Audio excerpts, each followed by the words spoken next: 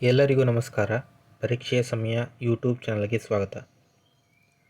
ಶರಾವತಿ ಸೇತುವೆ ಅಥವಾ ಅಂಬರಗೋಡ್ಲು ಕಳಸವಳ್ಳಿ ಸೇತುವೆ ಎಂದು ಕರೆಯಲ್ಪಡುವ ಸಿಗಂದೂರು ಸೇತುವೆ ಭಾರತದ ಕರ್ನಾಟಕದಲ್ಲಿ ಇತ್ತೀಚೆಗೆ ಉದ್ಘಾಟನೆಯಾದ ಒಂದು ಮಹತ್ವದ ಮೂಲಸೌಕರ್ಯ ಯೋಜನೆಯಾಗಿದೆ.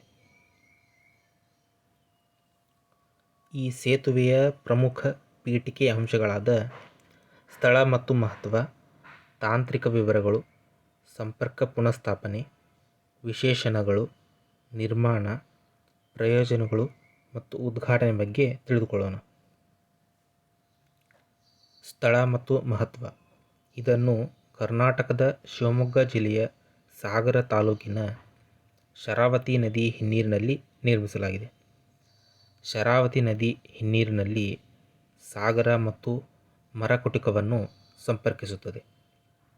ಇದು ಸಾಗರ ಮತ್ತು ಸಿಗಂದೂರು ನಡುವಿನ ಪ್ರಯಾಣದ ಸಮಯವನ್ನು ಸುಮಾರು 1 ಗಂಟೆಯಷ್ಟು ಗಮನಾರ್ಹವಾಗಿ ಕಡಿಮೆ ಮಾಡಲಿದೆ. ತಾಂತ್ರಿಕ ವಿವರಗಳು. ಇದು ಭಾರತದ 2ನೇ ಅತಿ ಉದ್ದದ ಕೇಬಲ್ ಸ್ಟೇ ಸೇತುವೆ ಮತ್ತು ಕರ್ನಾಟಕದ ಅತಿ ಉದ್ದದ ಒಳನಾಡಿನ ಕೇಬಲ್ ಸ್ಟೇ ಸೇತುವೆಯಾಗಿದೆ. ಇದು ಕರ್ನಾಟಕದ ಮೊದಲ ಎಕ್ಸ್ಟ್ರಾ ಡೋಸ್ಡ್ ಬ್ಯಾಲೆನ್ಸ್ಡ್ ಕ್ಯಾಂಟಿಲಿವರ್ ಸೇತುವೆಯೂ ಕೂಡ ಆಗಿದೆ. ಸಂಪರ್ಕ ಪುನಃಸ್ಥಾಪನೆ. 1964ರಲ್ಲಿ ಲಿಂಗನಮಕ್ಕಿ ಅಣೆಕಟ್ಟು ನಿರ್ಮಾಣದ ನಂತರ ಸಂಪರ್ಕ ಕಡಿತಗೊಂಡ ಹಳ್ಳಿಗಳನ್ನು ಮತ್ತೆ ಸಂಪರ್ಕಿಸಿರುವುದರಿಂದ ಈ ಸೇತುವೆ ನಿರ್ಣಾಯಕ ಸಂಪರ್ಕವನ್ನು ಪುನಃಸ್ಥಾಪಿಸುತ್ತದೆ. ಸೇತುವೆ ನಿರ್ಮಾಣಕ್ಕೂ ಮೊದಲು ನಿವಾಸಿಗಳು ಅಗತ್ಯ ಸೇವೆಗಳನ್ನು ಪಡೆಯಲು ಮತ್ತು ಹೆಸರುವಾಸಿಯಾದ ಮಹತ್ವದ ಯಾತ್ರಾ ಕೇಂದ್ರವಾದ ಸಿಗಂದೂರು ಚೌಡೇಶ್ವರಿ ದೇವಸ್ಥಾನವನ್ನು ತಲುಪಲು ದೋಣಿಗಳು ಅಥವಾ ದೀರ್ಘ ಪ್ರಯಾಣದ ಮಾರ್ಗಗಳನ್ನು ಅವಲಂಬಿಸಿದರು. ಈ ಸೇತುವೆ 2.44 ಕಿಲೋಮೀಟರ್ ಉದ್ದವಾಗಿದ್ದು 16 ಮೀಟರ್ ಅಗಲವಾಗಿದೆ. ಇದರ ರಚನೆಯ ಕೆಲವೊಂದಿಷ್ಟು ಅಂಶಗಳನ್ನು ತಿಳಿದುಕೊಳ್ಳೋದಾದರೆ, ಈ ಸೇತುವೆಯು ಪೈಲ್ ಫೌಂಡೇಶನ್ ವ್ಯವಸ್ಥೆಯಿಂದ ಆಧಾರವನ್ನು ಹೊಂದಿದೆ. ಈ ಸೇತುವೆಯು 96 ಕೇಬಲ್ಗಳನ್ನು ಬೆಂಬಲಿಸುವ 4 ಪೈಲಾನ್ಗಳನ್ನು ಅಂದರೆ ಎತ್ತರದ ಲೋಹದ ಗೋಪುರಗಳನ್ನು ಹೊಂದಿದೆ. ಈ ಸೇತುವೆಯು ಕೇಬಲ್ ಸ್ಟೇಡ್ ವಿಭಾಗವನ್ನು ಹೊಂದಿರುವ ಎಕ್ಸ್ಟ್ರಾ ಡೋಸ್ಡ್ ಬ್ಯಾಲೆನ್ಸ್ಡ್ ಕ್ಯಾಂಟಿಲಿವರ್ ಪ್ರಕಾರವಾಗಿದೆ. ಸೇತುವೆಯು ಗೋಳಾಕಾರದ ಬೇರಿಂಗ್ಗಳನ್ನು ಹೊಂದಿದ್ದು, ಅವು ಸೇತುವೆಯ ಹೊರೆಯನ್ನು ಪಿಯರ್ಗಳಿಗೆ ವರ್ಗಾಯಿಸಲು ಮತ್ತು ಸೇತುವೆಯ ಮೇಲ್ರಚನೆಯು ತಿರುಗುವಂತೆ ಚಲಿಸಲು ಅನುವು ಮಾಡಿಕೊಡಲು ನಿರ್ಣಾಯಕವಾಗಿದೆ.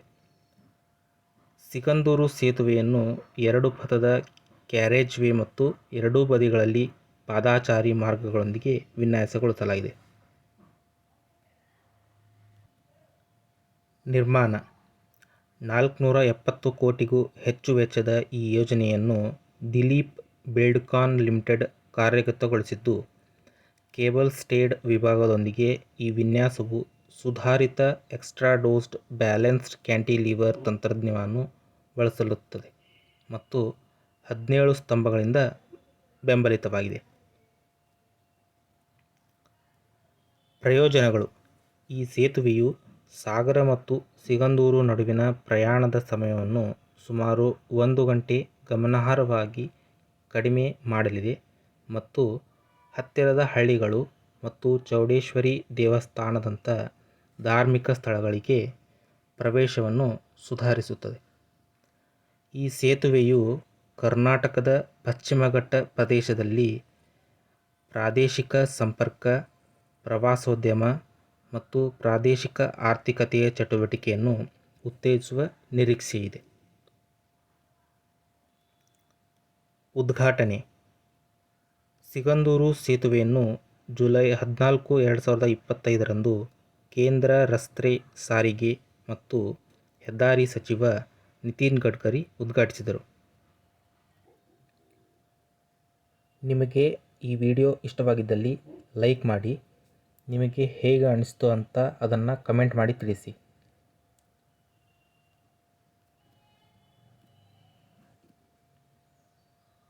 ಆದಷ್ಟು ಈ ವಿಡಿಯೋವನ್ನು ನಿಮ್ಮ ಸ್ನೇಹಿತ ಮತ್ತು ಕುಟುಂಬ ವರ್ಗದವರ ಜೊತೆ ಶೇರ್ ಮಾಡಿ.